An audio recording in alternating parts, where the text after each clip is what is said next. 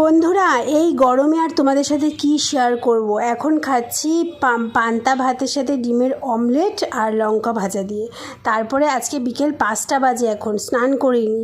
ভাবলাম রাতের রান্নাটা কমপ্লিট করে নিই, তারপরে স্নান করব। রাতের জন্য করছি আজকে অনেক দিন পর তড়কা। আমার বর কিন্তু তড়কা খেতে খুব ভালোবাসে, তাই বানালাম একটু। আর এই যে স্নান করতে যাব, দেখে বাইরেটা বুঝতেই পারছো, রাত হয়ে গেছে, 6টা বাজে এখন। আমি একটুখানি বডি স্ক্রাবিং করে তারপরে স্নান করলাম। স্নান করে আর ব্লগ টক করতে ইচ্ছে করছিল না। এখন রাত বাজে 10:30, তড়কা দিয়ে রুটি দিয়ে খাচ্ছি। তারপরে মুখ টুক ধুয়ে একটু নাইট স্কিন কেয়ার করলাম। নাইট স্কিন কেয়ার করার জন্য আমি মুখটা ধুয়ে এসেছি ফেস ওয়াশ দিয়ে, আর টোনার হিসেবে গোলাপ জল আর নাইট ক্রিমে লোটাসের লাইট ক্রিম মাখলাম, ঘুমিয়ে পড়লাম। আবার সকালবেলা উঠে রান্নাঘরে আজকে করেছি টক ডাল আর ঢ্যাঁড়স আলুর তরকারি। আর আজকে অনেক দিন পরে ঢ্যাঁড়স সেদ্ধ দিয়ে ভাত খাবো। কারা ঢ্যাঁড়স সেদ্ধ দিয়ে ভাত খাও বা ভালোবাসো অবশ্যই কমেন্ট করো।